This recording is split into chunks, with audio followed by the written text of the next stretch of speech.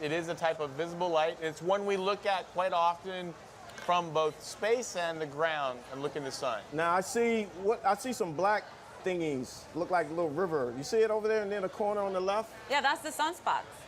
Now, what's a sunspot, just for our audience here? Those are the regions where most of the space weather actually originates, the solar flares, the coronal mass ejections, are regions of the sun that have very complicated magnetic fields.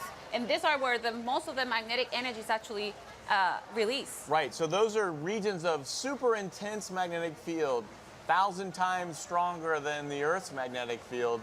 And those have lots of energy and they drive space weather. Okay, I think that's why we didn't get the Nebraska feed right now. Those things cause that, I think, right? That's right, we're getting a little glitch. Hopefully we get Nebraska. Okay, Sean, we're going back over to you. We'll talk about moon shattering.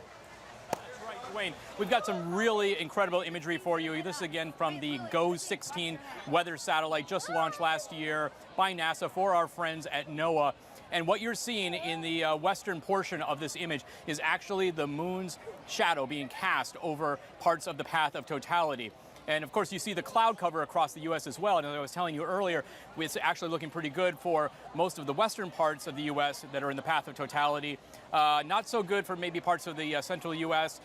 Where we've got some thunderstorm activity developing and expected to develop later today, this afternoon, for places like Nebraska, parts of Nebraska and Missouri and northern Illinois, so maybe north of Carbondale, and then gets better again as you see in terms of cloud cover as we move further east toward Charleston here. But here in Charleston, we still have some breaks in the cloud. Where the sun is, it's still obscured, but we are able to actually see some of the partial eclipse here in Charleston through some of the breaks in cloud. But again, really wanted to show you guys that imagery from GOES-16 satellite from NOAA showing you the moon's shadow actually being cast over parts of the western United States right now. With that, Dwayne, I'm going to hand it back over to you.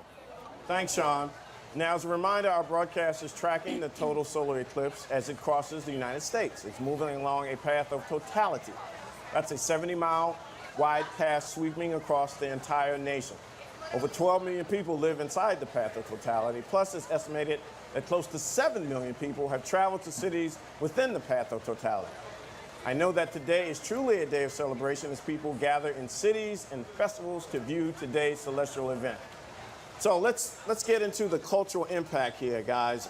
Alex, what's your take on the cultural impact of these eclipses? Well, you know, this is really such a fantastic opportunity to connect the nation and, in fact, the world with one of nature's most amazing celestial events. And this is something that we, as working at NASA, are really excited to be able to share. And in fact, we've even worked with some of our colleagues in other parts like the U.S. Postal Service. Yes, the U.S. Postal Service actually created a special stamp for this event. Right. So what I want to do, let's talk about the stamp. Sure. But Jen Ray Tossin, Nebraska, the sunspots are gone, so let's go to Nebraska. Vince Whitfield, are you there? Hi, we're at the Homestead National Monument of America. This is a great location to watch the eclipse, and we've staked out a good spot here on the prairie. Even though the weather isn't cooperating, this is still an excellent event. We're also very prepared. Please make sure to use your protective glasses when viewing the eclipse wherever you are. You can cause serious damage to your eyes if you don't take precautions while watching. And there are a lot of people watching. As you can tell, the festivities, just like the eclipse, are in full swing. I'm joined by Chief Park Ranger Susan Cook. Hey Vince, how are you? Great, Susan. Thanks for joining me today. Please tell us about this amazing place and what's going on behind us. Well, we are at Homestead National Monument of America. We are a national park site dedicated to telling the story of homesteading. 30 states, 4 million people, 10% of the United States was homesteaded. The head of a household, anybody could own land as long as you could be a U.S. citizen. You got 160 acres. It's how we settled the West. We built our democracy, we built our economy, settling the West through this law. That is just so interesting. Now, I understand the Mayan calendar followed the solar eclipse calendar closely. Is that correct?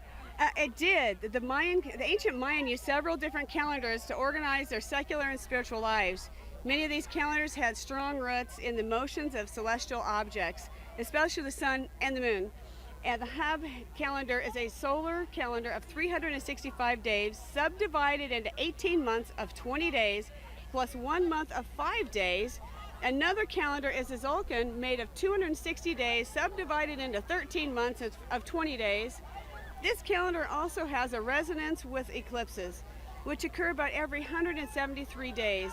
Every 3 sequences of eclipses aligns every 2 cycles of the Tzolk'in. Who could keep track of that, frankly? It's just amazing. Now, as a Chief Park Ranger, I have to congratulate you. This is a fantastic venue. Tell us about some of the activities you have planned. Well, actually, right now you can feel it getting darker, but we have